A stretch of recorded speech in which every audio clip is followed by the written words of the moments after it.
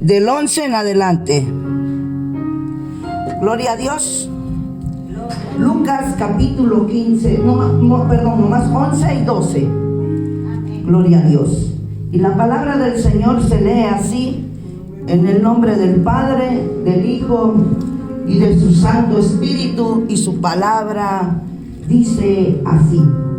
También dijo: un hombre tenía 2 hijos, y el menor de ellos dijo a su padre: Padre, dame la parte de los bienes que me corresponde. Y le repartió los bienes. Vamos a orar. Padre amado, oh santo, oh bendito, Señor, háblanos en esta mañana, Señor.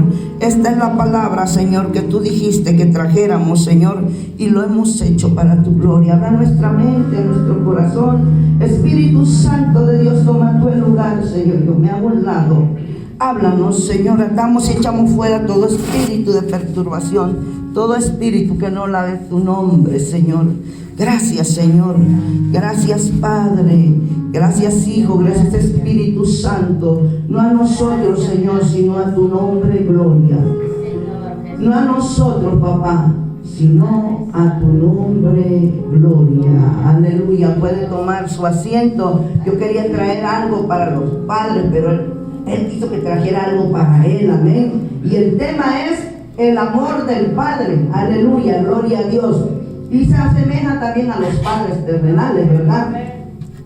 Pero hay que ver algo, que en el contexto donde empieza esta parábola, porque leímos en el 11 y 12, el 15, 1 y 2 dice: se acercaban a Jesús todos los publicanos y pecadores para oírle, y los fariseos y los escribas murmuraban diciendo: este a los pecadores recibe y con ellos come. Bueno, para nosotros es normal, ¿verdad?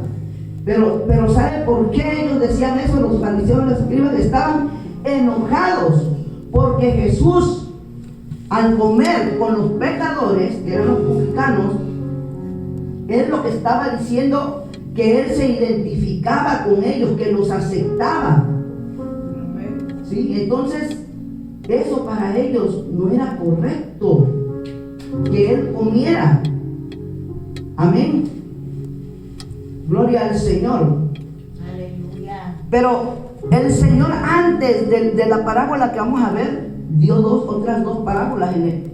Dio la parábola, mire, de la oveja perdida, y la parábola de la moneda perdida. También en el 15, en su casa la lee. Ahorita vamos a leer la parábola del hijo pródigo.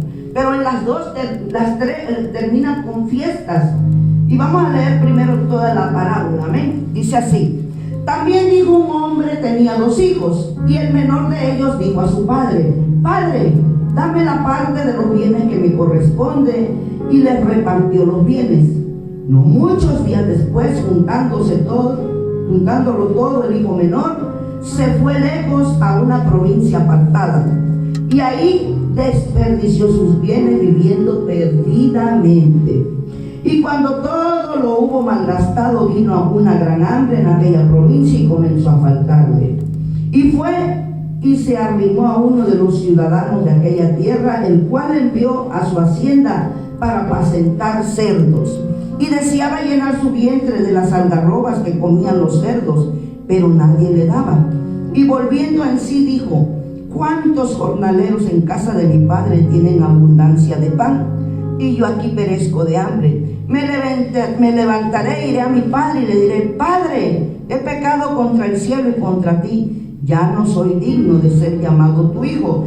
Hazme como a uno de tus jornaleros. Y levantándose, vino a su padre. Y cuando aún estaba lejos, lo vio su padre y fue movido a misericordia y corrió y se echó sobre su cuello y le besó. Y el hijo dijo: Padre, he pecado contra el cielo y contra ti, ya no soy digno de ser llamado tu hijo. Pero el padre dijo a sus siervos: sacad el mejor vestido y vestidle, poned un anillo en su mano y calzado en sus pies, y traed el becerro gordo y matadlo, y y comamos y hagamos fiesta, porque este mi hijo muerto era y ha revivido, se había perdido y es hallado. Y comenzaron a regocijarse. Y su hijo mayor estaba en el campo, y cuando vino y llegó cerca de la casa, oyó la música y las danzas, y llamando a uno de los criados le preguntó qué era aquello. Él dijo: tu hermano ha venido y tu padre ha hecho matar el becerro gordo, y por haberle recibido bueno y sano. Entonces se enojó y no quería entrar. Salió por tanto su padre y le rogaba que entrase. Mas él respondió, dijo al padre: he aquí tantos años te sirvo, no habiendo desobedecido jamás, y nunca me has dado ni un cabrito para gozarme con mis amigos. Pero cuando vino tu hijo, que has consumido tus bienes con rameras, has hecho matar para él el becerro gordo. Entonces le dijo: hijo, tú siempre estás conmigo y todas mis cosas son tuyas. Mas era necesario hacer fiestas y regocijarnos, porque tu hermano era muerto y ha revivido, se había perdido y es hallado. Mire, en el 12, como vimos, dice que, aleluya, gloria a Dios, que el menor pide su herencia, y el menor de ellos dijo a su padre: padre, dame la parte de los bienes que me corresponde, y le repartió los bienes. Tal vez para nosotros sea normal, ¿verdad? O tal vez, dicen, también para nosotros es natural que la herencia se reparta cuando la persona ya está muerta. Y tal vez se enojan, padre, pero allá, por aquellas tierras, eso que hizo el hijo, ¿verdad? Eso era algo muy grave, hermanos. Porque dice que en la Misná, que es un libro, y la Torá, que es otro, la herencia se repartía cuando moría el padre. Esta familia era de 2 hijos, ¿verdad? Un padre. Entonces, ¿cómo se tenía que repartir esta herencia? Porque siempre al hijo mayor le tocaba lo doble. Se partía en 3 partes, y al hijo mayor le tocaban 2 y al menor 1. Entonces, dice que cuando él, amén, aleluya, que cuando él pidió su herencia, el hijo lo que quiso decir: te prefiero muerto que vivo. No sé si usted recuerda que en varias ocasiones el Señor llamó a personas, y a uno le dijo: espera que entierre a mi padre. No es que ya se había muerto el padre, es que estaba vivo. Entonces espérate, y Jesús le dijo: no, déjalo que lo entierre su muerte, tú ven y sígueme. Entonces era muy importante para ellos, los padres. Dice que esto era una gran ofensa, y había un ritual que se llama Matnat Bari. Era una práctica donde el padre repartía la herencia en vida, entregando el título de la propiedad, pero él se seguía beneficiando de la propiedad. No era que le decía: ten la propiedad, no, ni el dinero. Le entregaba solo el título, pero no podía tomar posesión hasta que el padre muriera. Pero por eso el hijo menor, él no quiere el título, él quiere el dinero. ¿Qué significaba esto? Que deseaba que mejor estuviera muerto su padre, que le diera el dinero y para que él se fuera lejos. Era un insulto muy grande para el padre.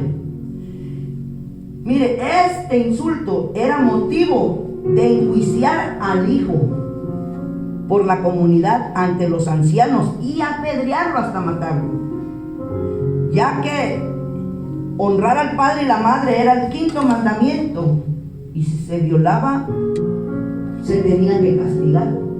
Mire, el padre reparte la herencia y se la da al hijo menor. ¿Por qué? porque este es el amor del Padre, que aunque le duela, aunque sabe que es su hijo, pero sabe también por qué lo reparte, porque el hijo lo pidió delante de personas, y esas personas lo podían, como vimos acá, lo podían llevar al juicio y matarlo, pero el Padre no dijo nada para que no mataran a su hijo por esa ofensa, sino que le dio el dinero. Amén. Y entonces dice que en el 13, no muchos días después, juntándolo todo, el hijo menor se fue lejos a una provincia apartada y ahí desperdició sus bienes viviendo perdidamente. El joven judío, ¿verdad? Dice que ya no tiene nada. ¿Por qué recalcamos que es judío? Ahorita vamos a ver por qué. Le pidió trabajo a un hacendado, quien lo mandó a cuidar cerdos.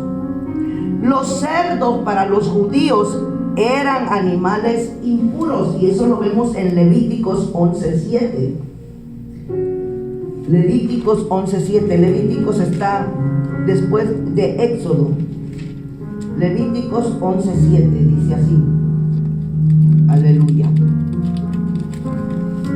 Ahí está una lista de todos los animales impuros. Aleluya. Dice así: también el cerdo, porque tiene pezuñas, y es de pezuñas hendidas, pero no rumía, lo tendrás por inmundo. Mire, para los judíos el cerdo era inmundo. No podían comer ni tocar un cerdo, tampoco un cerdo muerto.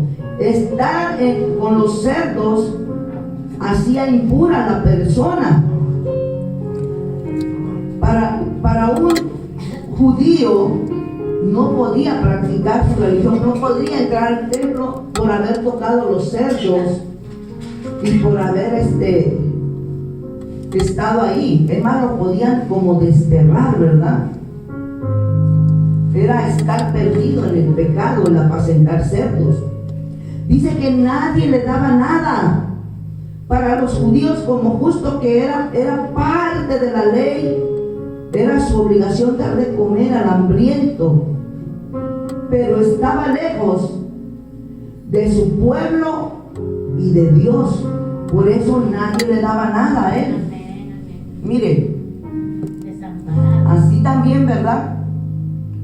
Muchas veces nosotros queremos irnos lejos y alejarnos del pueblo y de Dios, pero volvamos. Pero dice que volvió en sí. Volvamos al 15.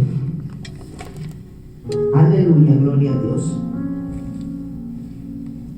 Al 15:14 dice: cuando todo lo hubo malgastado, vino gran hambre de aquella provincia y comenzó a faltarle. Y fue y se arrepintió, se arrimó a uno de los ciudadanos de aquella tierra, el cual envió a su hacienda para apacentar cerdos, y deseaba llenar su vientre de las algarrobas que comían los cerdos, pero nadie le daba nada. Volviendo en sí dijo: ¿cuántos jornaleros en casa de mi padre tienen abundancia de pan, y yo aquí perezco de hambre? Aleluya. Me levantaré, e iré a mi padre y le diré: Padre, he pecado contra el cielo y contra ti, ya no soy digno de ser llamado tu hijo, hazme como uno de tus jornaleros. Dice que volver en sí, dice, significa despertar de una forma de locura, de ver con claridad. El pecado es una forma de locura, hermanos. Pero dice que él despierta no por la culpa de estar de lo que le hizo a su padre, ni por la culpa de alejarse de Dios y de su pueblo. Dice que, amén, ni por tener hambre, dice,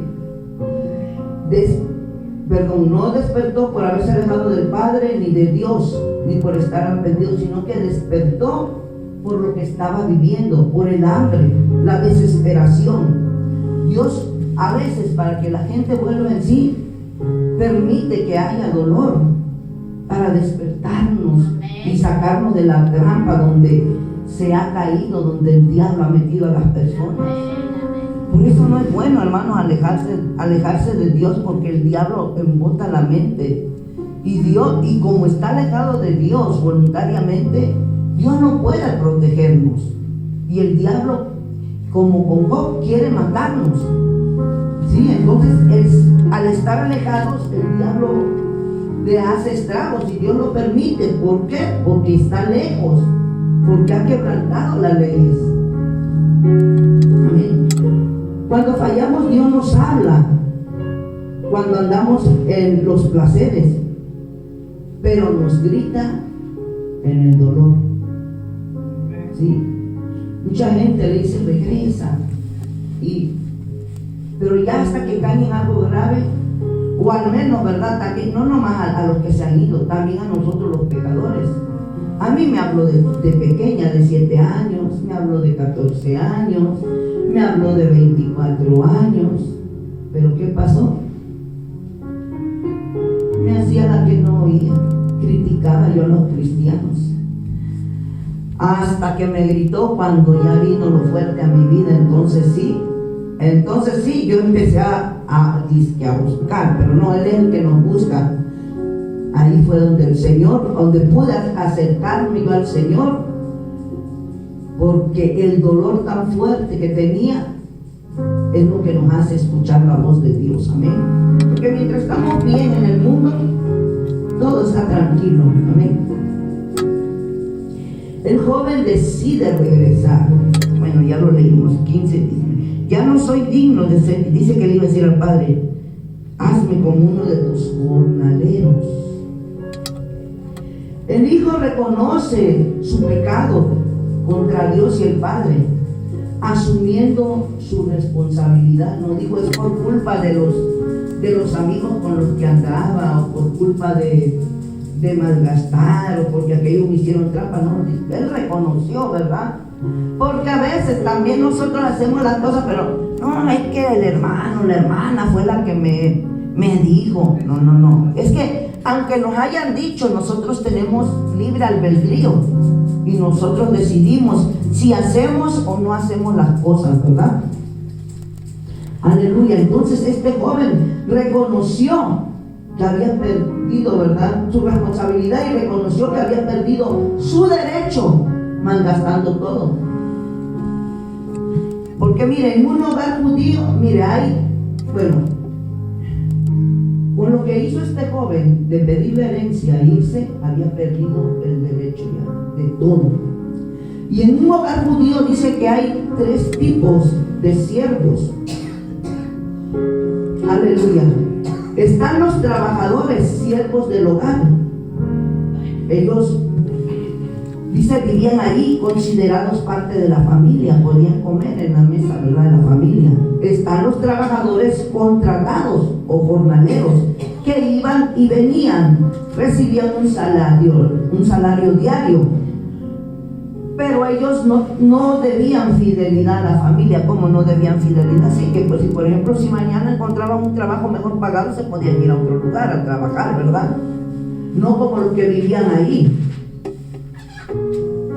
Y estaban los esclavos, personas sin derechos y posición, pues esos eran los que habían comprado la familia, ¿verdad? El hijo dice, déjame trabajar para ti, no como hijo, como un jornalero, alguien que trabaja por un sueldo, ¿verdad?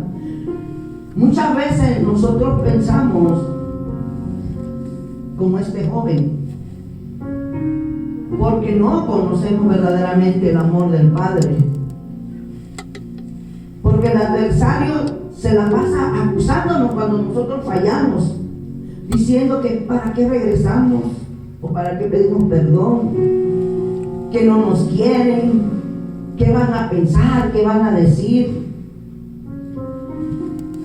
Y si volvemos, ¿verdad?, ya no tenemos derecho a nada. Ese es el pensamiento del que se aleja o de nosotros a veces cuando fallamos, ¿verdad? Porque hay personas que se alejan y pecan, pero hay personas que pecan y se quedan en la iglesia. Vamos a ver cómo recibe el Padre al Hijo. Amén.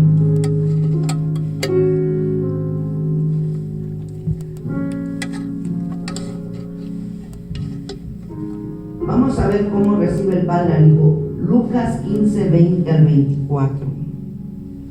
Dice: y levantándose vino a su padre, y cuando aún estaba lejos lo vio su padre, y fue movido a misericordia, y corrió, y se echó sobre su cuello y le besó. Y el hijo dijo: Padre, he pecado contra el cielo y contra ti, ya no soy digno de ser llamado tu hijo. Pero lo que él, hermanos, había propuesto decir aquí: hazme como uno de tus jornaleros, ya no lo alcanzó a decir, porque el padre lo interrumpió. Mire, dice, pero el padre dice, y el hijo dijo: Padre, he pecado contra el cielo y contra ti, ya no soy digno de ser llamado tu hijo. Pero el padre dijo a sus siervos: sacad el mejor vestido y vestidle, ponedle un anillo en su mano y calzado en sus pies, traed el becerro gordo y matadlo, y comamos y hagamos fiesta. Porque mi hijo muerto era y ha revivido, se había perdido y es hallado. Y comenzaron a regocijarse. Mire, el joven viene al padre arrepentido, viene sucio, con vergüenza, con olor a cerdo, con las manos vacías.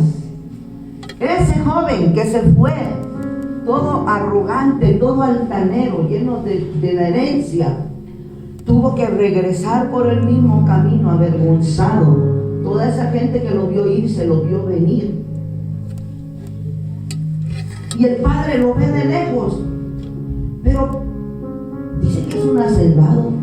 ¿Por qué lo vio de lejos el padre? ¿Sabe por qué lo vio de lejos? Porque el padre lo estaba esperando. Desde el día en que él se fue, lo estaba esperando con amor a su hijo. Y dice que el padre es movido a misericordia al ver a su hijo con su conducta, ¿verdad? A su hijo que le dijo con su conducta: te prefiero muerto, quiero estar lejos de ti, quiero vivir mi vida libre y feliz. Cuando la realidad es que cuando uno ha vivido el amor del Padre, al alejarse hay infelicidad.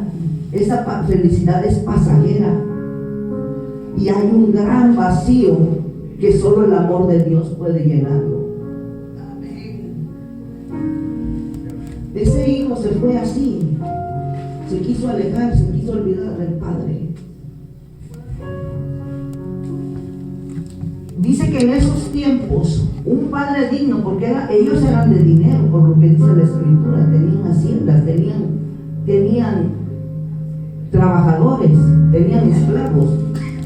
Dice que en esos tiempos un padre digno no corría, hermanos, porque al correr se tenía que levantar la túnica y mostrar sus piernas.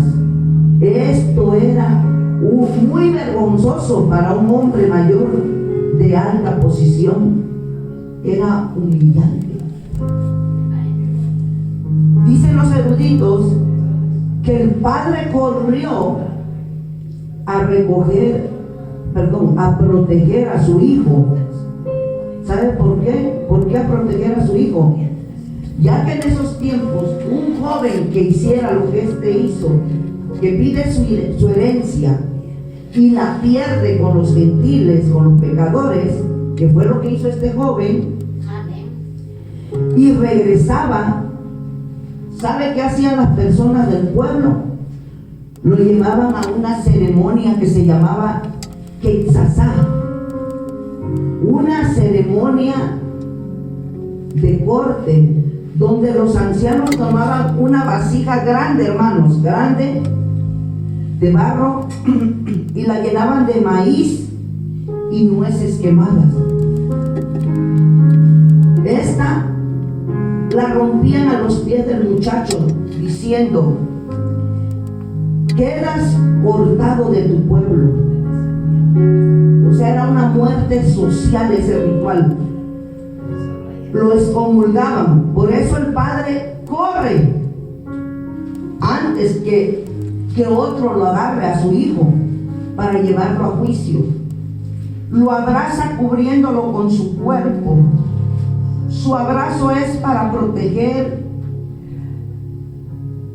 a costa de su reputación, para proteger a su hijo de la vergüenza.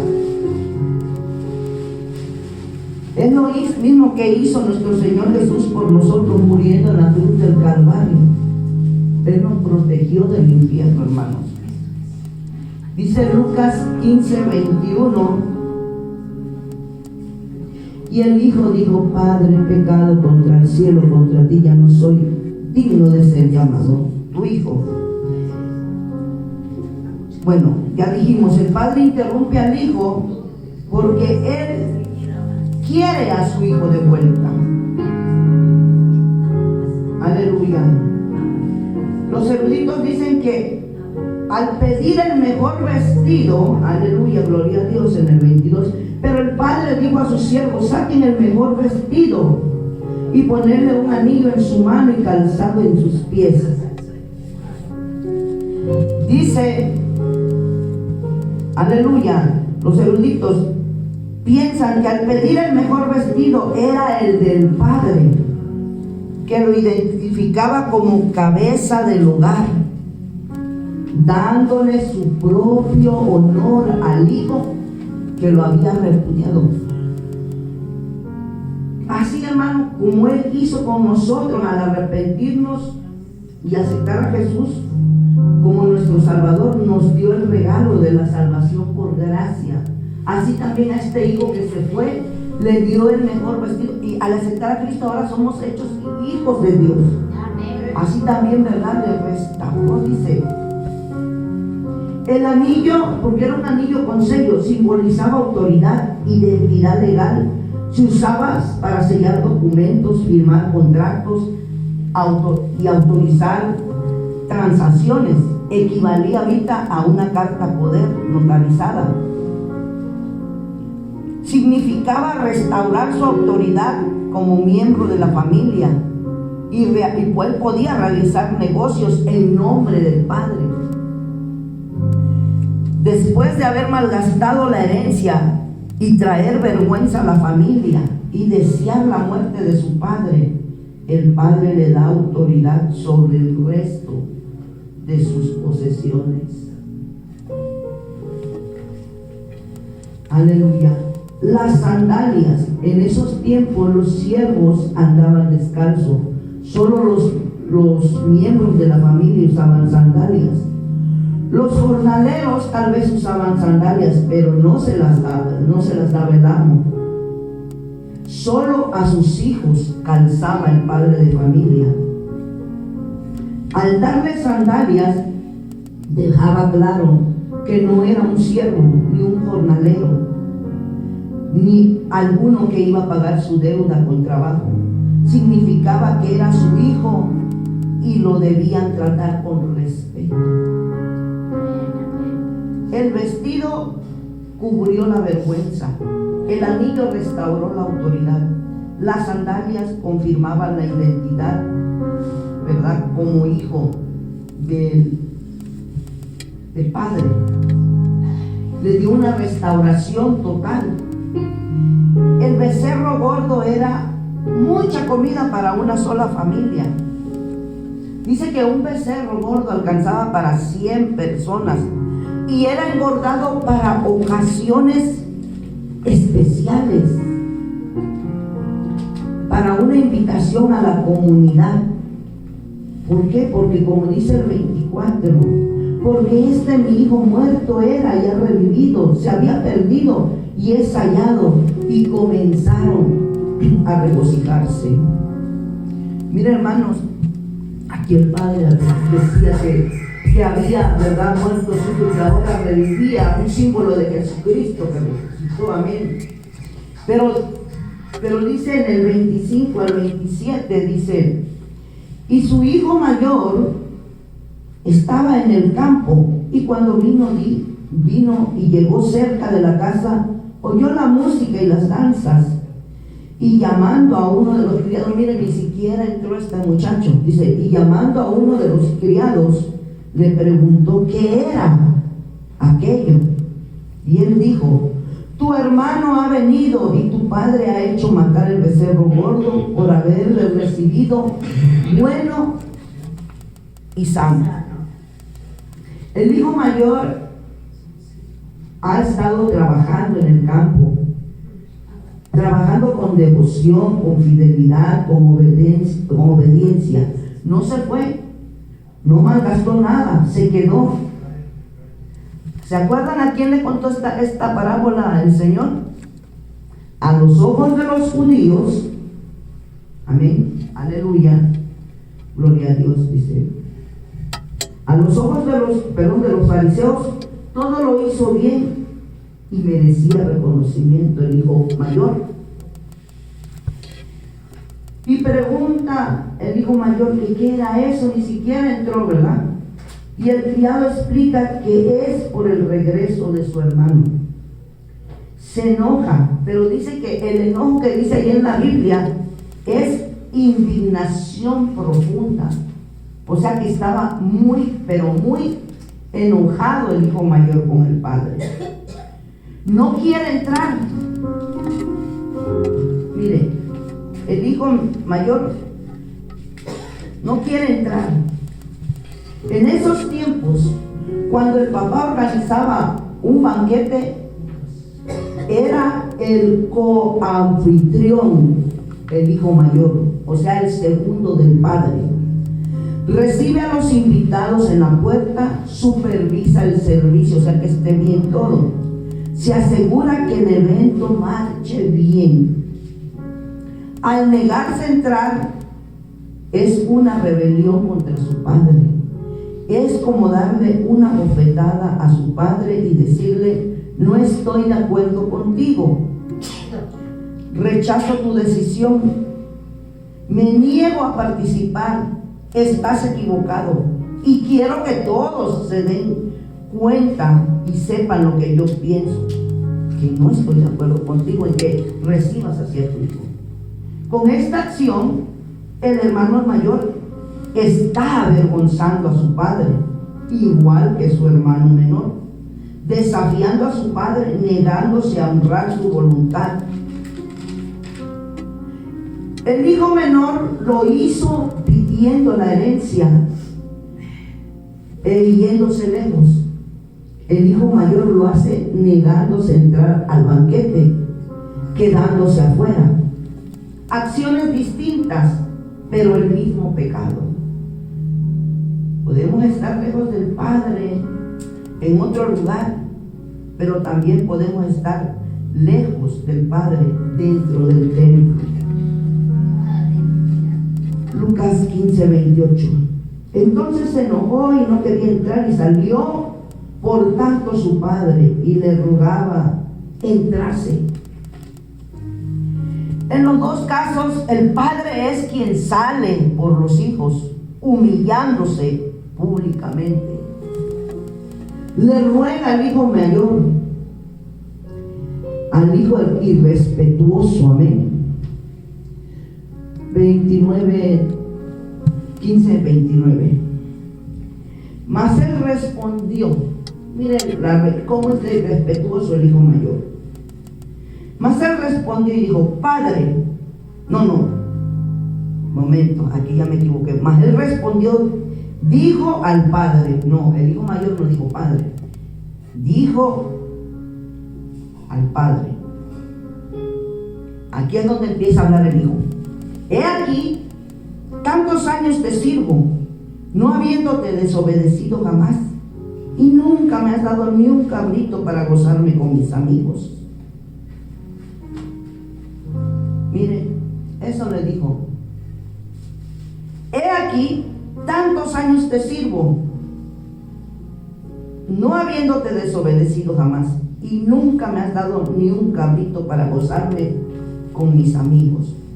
No lo llama padre cuando habla con él en el original es agresivo, confrontándolo con desprecio.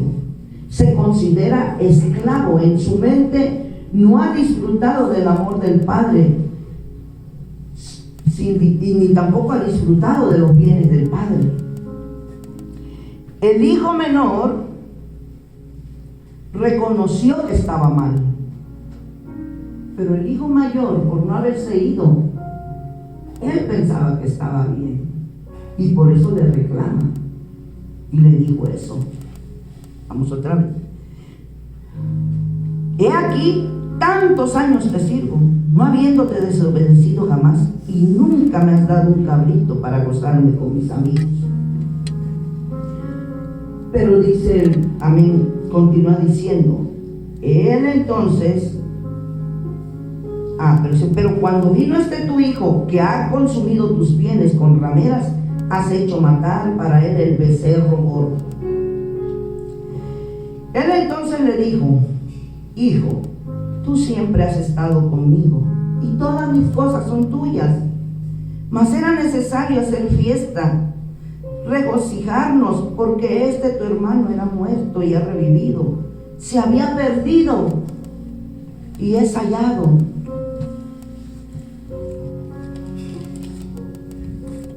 Aleluya.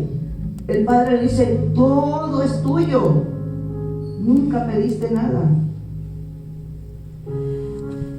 Tenemos que celebrar que tu hermano regresó. Estaba muerto y ha revivido. Hermanos, aquí el hijo menor representa, como lo llamaban los, aleluya, porque aquí miren, dice, aquí donde empezamos, los fariseos y los escribas murmuraban diciendo, a los pecadores recibe y con ellos come. ¿Quiénes decían esto?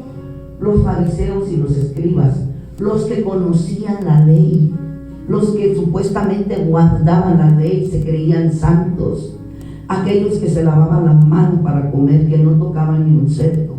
Eso decían los pecadores. Al decir pecadores, decían toda clase de pecado. Los publicanos era gente que los tenían por traicioneros porque cobraban los impuestos. El emperador les designaba una cantidad y ellos cobraban más de lo que, porque esa era su ganancia de ellos. Entonces vemos aquí que a los pecadores, como le llaman los fariseos, amén, representan al hijo menor, pero al hijo mayor lo representan ellos, porque ellos supuestamente, cumpliendo todo, estando en la casa del Padre, se enojan porque Jesús come con los pecadores. Pero ¿qué dice la Biblia? Que el Señor no vino por justos, sino por pecadores. Si no, nosotros, ¿dónde estaríamos? Y Dios, cuando un hermano nuestro que se ha alejado regresa, Dios se goza. Y no porque, como pensó el hijo mayor del padre, que amaba más a su hermano, que había hecho todo lo peor, sino porque, como dijo el padre aquí, mi hijo era muerto y ha revivido. Él, cuando uno de los que se han alejado regresa, él se goza. Como decimos, no porque lo ame más, sino porque lo ve. Es como, por ejemplo, cuando nosotros, ¿verdad? O supongamos, todos tenemos hermanos, yo creo. Vivimos con un hermano, pero tenemos otros que no viven con nosotros y no los vemos seguido, o otro país, suponiendo, y están todos en la casa, y llega el que no se ha visto corre uno a abrazar a la persona y se alegra. ¿Será que dejó de amar a los que están aquí? No. Lo que pasa es que como no lo ha visto, le da alegría y lo recibe con amor. Pero es el mismo amor para todos. Entonces, el Padre dice que se goza cuando un pecador se arrepiente. Dice ahí mismo en Lucas 15:10: así os digo que hay gozo delante de los ángeles de Dios por un pecador que se arrepiente. Amén. Yo pienso que el Señor va a traer a nuestros hermanos. Estamos orando, hermanos. Y yo pienso que también el Señor nos va a hacer volver en sí como a este hijo pródigo. Amén. Tal vez por eso el Señor me dio esta palabra, porque quiere que nos preparemos para que no seamos como el hijo mayor cuando regresen, los estemos criticando y nos enojemos. Porque el Señor también les va a regresar su posición, porque son hijos, claro, van a tener que pasar por un proceso, ¿verdad? Porque no, aquí esto fue inmediatamente, pero aquí en lo espiritual se lleva un proceso, amén. Y van a ser restaurados. Y nosotros también gocémonos como el Padre, no como el hijo mayor que se enojó. Ese es el amor del Padre, que tanto ama al que está cerca como al que está lejos. Por todo murió Cristo, tanto por usted y por mí como los que andan allá afuera. Por todo se humilló.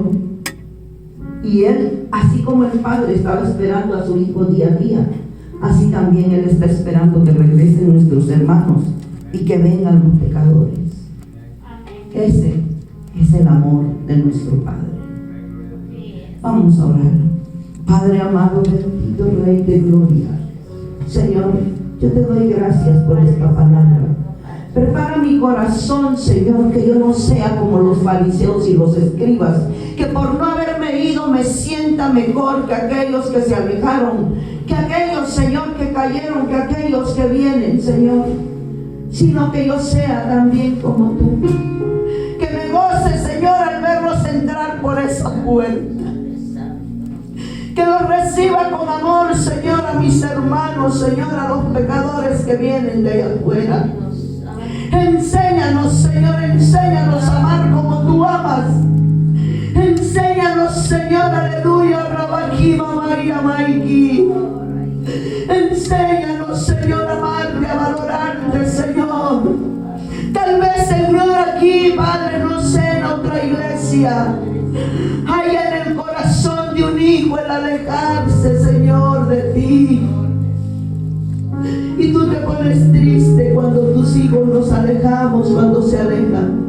O tal vez, Señor, aquí habemos como los fariseos, que estamos aquí, Señor, pero estamos lejos de ti pensando: te he servido, como dijo el hijo mayor, te he servido y no me has dado nada. Pero nomás viene ese tu hijo y le matas el becerro más gordo, y a mí no me has dado ni un cabrito para gozarme con mis amigos.